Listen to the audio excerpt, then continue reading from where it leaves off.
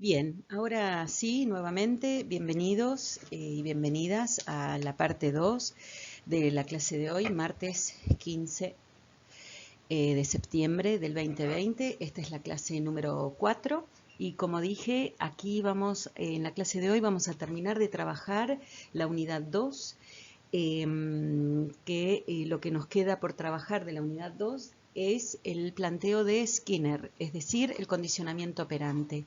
Igualmente me parece importante, antes de empezar con Skinner, revisar cuestiones del condicionamiento clásico, que es lo que trabaja Pablo y retoma Watson. Si me disculpan, estoy tomando un café, disculpen. Bien, entonces, los materiales, los contenidos en primer lugar que vamos a trabajar en la clase de hoy, la clase 4, es el conductismo operante de Skinner y la consecuencia como la explicación del aprendizaje. Un segundito que mi perra está haciendo desastres, un segundo. Bien, acá estoy de vuelta, disculpen.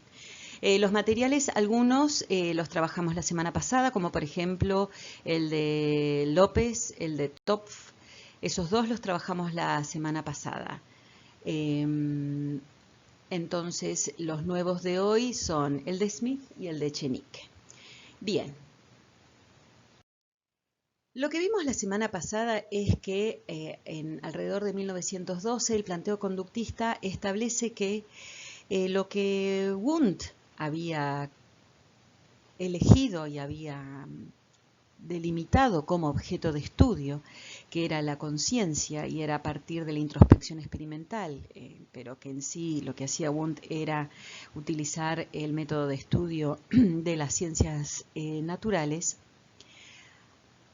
a los conductistas no les cierra. ¿Por qué no les cierra? No les cierra justamente porque decían que la conciencia era igual que estudiar el alma, que el alma, ¿se acuerdan que era el objeto de estudio de la psicología precientífica, la psicología filosófica?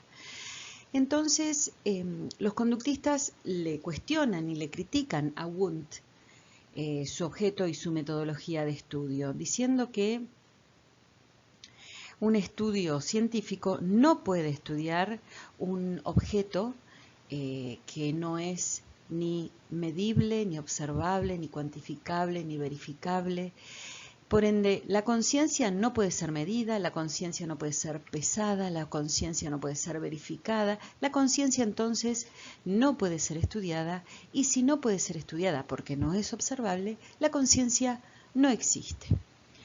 Entonces, para el conductismo, para el planteo conductista, la conciencia no es un recorte, no es un objeto de estudio científico. Tampoco lo es el método de la introspección, sea experimental o sea pura, porque no responde a las particularidades de la metodología científica.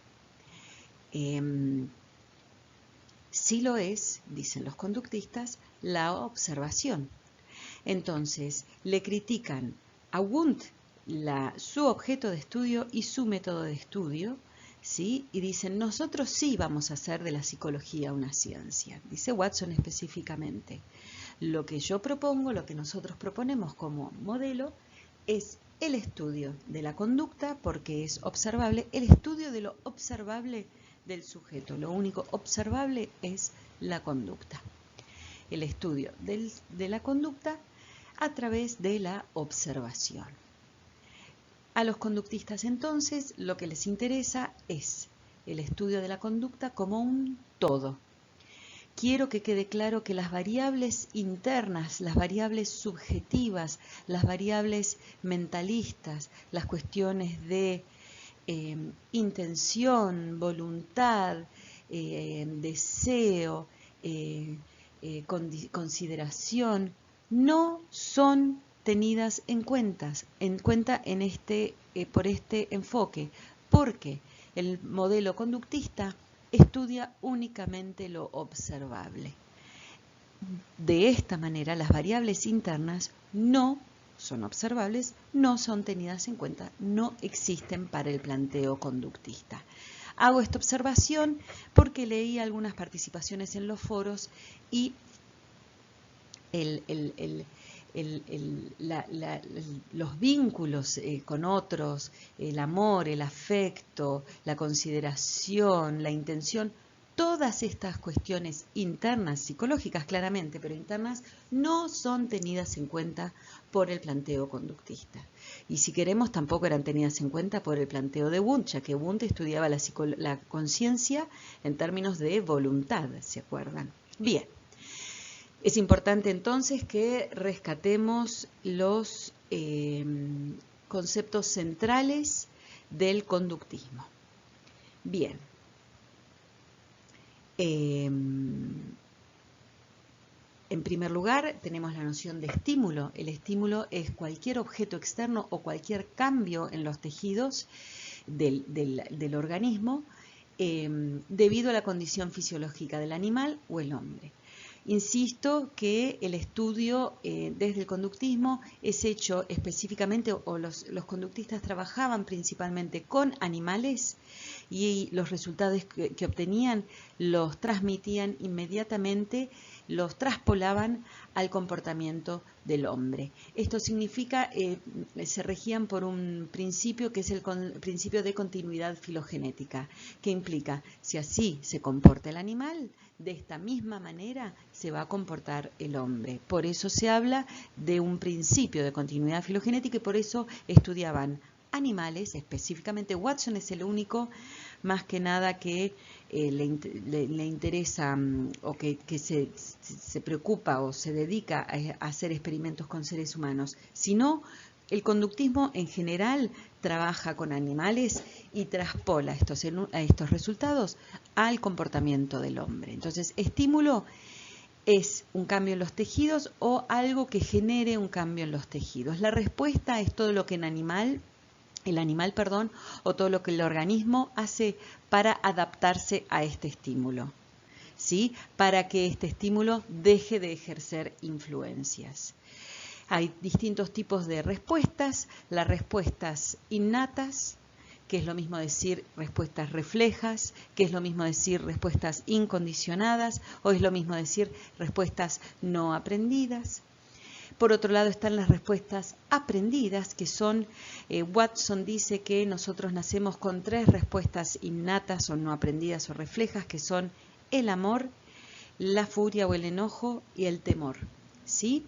A partir de ahí, todas las otras conductas, que estas son 3 conductas innatas, reflejas, incondicionadas o no aprendidas. A partir de ahí, todo el resto de las conductas son aprendidas o condicionadas, es decir, han transitado, se han desarrollado a partir de que se hayan aprendido. Y para el conductismo, la noción de condicionamiento implica aprendizaje. Hay distintos tipos de conductas. Por un lado está la conducta respondiente, que es la que estudia Watson, estudiaba por Pavlov, ¿sí? Y está la conducta operante, que es lo que vamos a estudiar en la tercera o cuarta parte, me parece que es la tercera parte de esta clase, que la conducta operante opera en el ambiente y esa es la particularidad del planteo de Skinner.